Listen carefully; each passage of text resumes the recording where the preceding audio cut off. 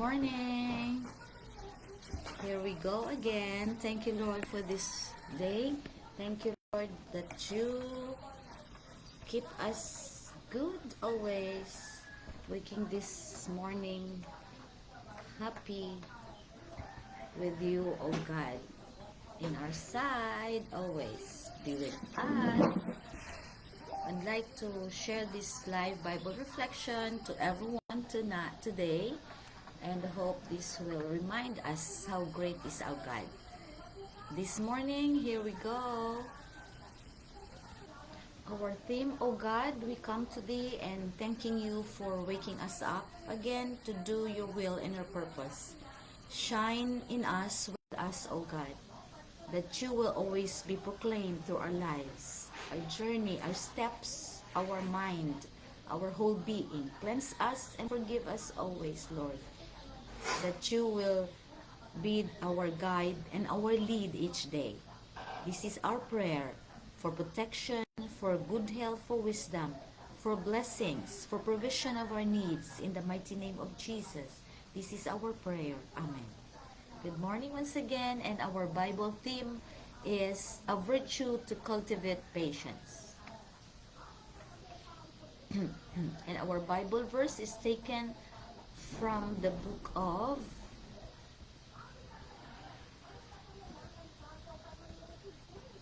Romans chapter 12 verse 12. Before that,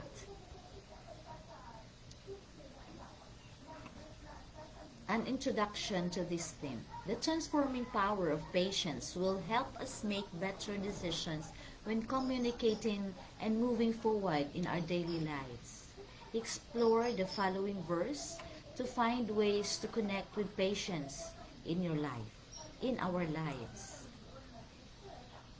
Ang nagabag-o nga gahom sang pagpasensya magabulig sa aton sa paghimo sang mas maayo nga mga desisyon kung nagakomunikar kag naabante sa aton adlaw-adlaw nga kabuhi.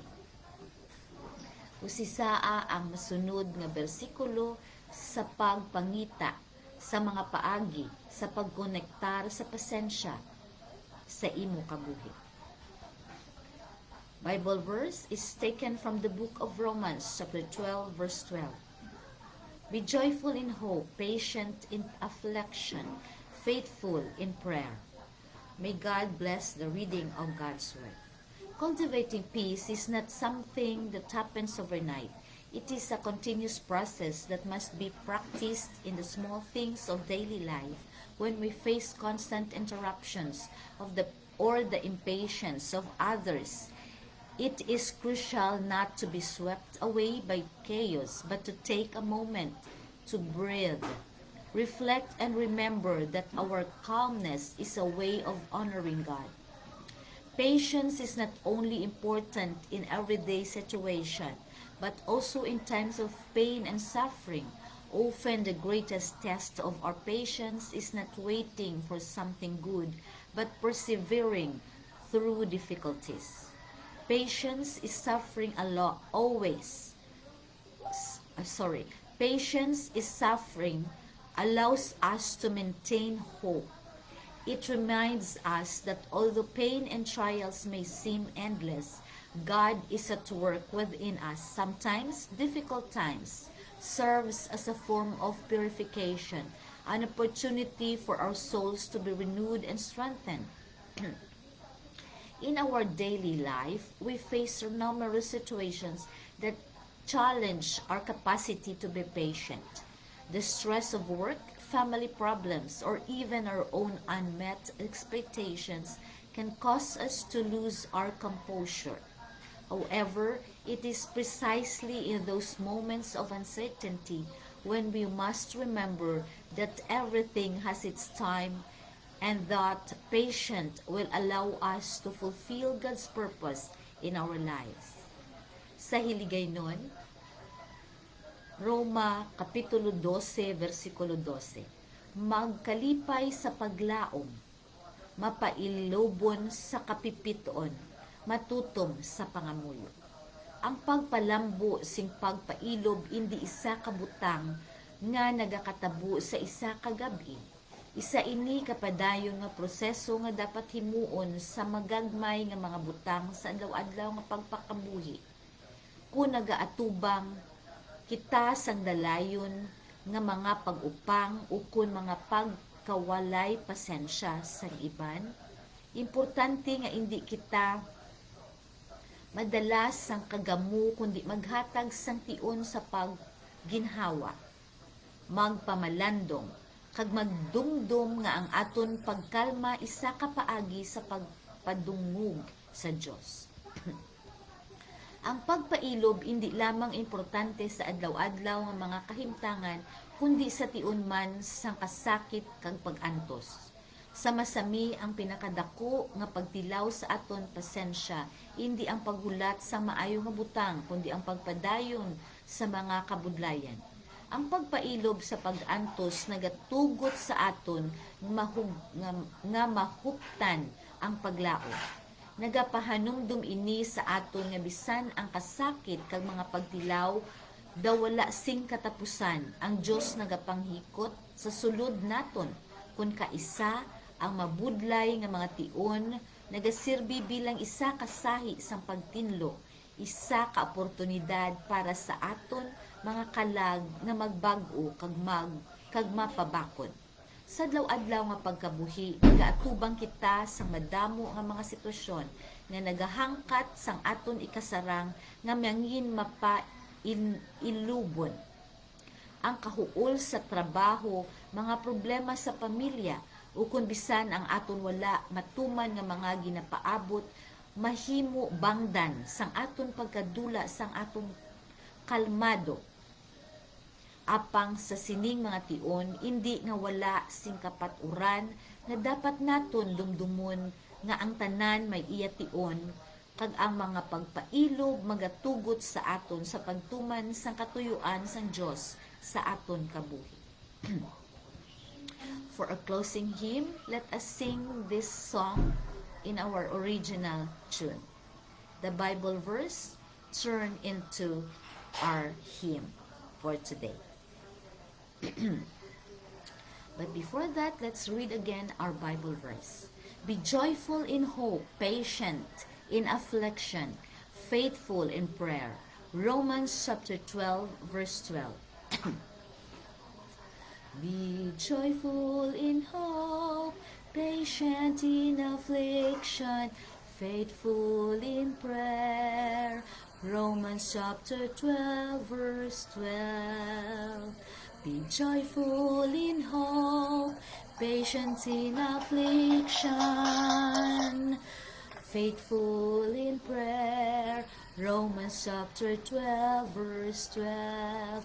Be joyful in hope, patience in affliction, faithful in prayer. Romans chapter 12, verse 12. Hope next time you will sing with me with our original tune. Lord God, we offer to you our lives and teach us to be joyful even in times of pains and struggles in life. Join us and heal us, O God. Please provide our needs. Thanking you for all the blessings we receive and for healing us, Lord. But we keep on asking thee because our flesh is not that strong. Heal our flesh, O God. Heal our entire body right this moment. My throat is itching, O God. I'd like to bring this to thee for healing right this moment.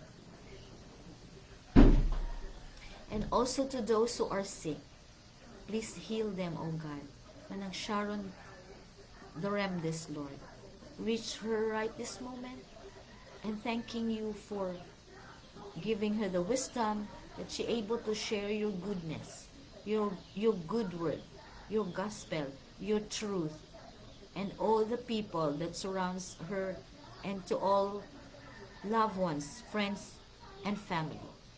We ask also for our family near and far, reach them out and Bring their joy and gladness in their hearts. My sister, my brother-in-law. Lord God, give them the desires of their heart.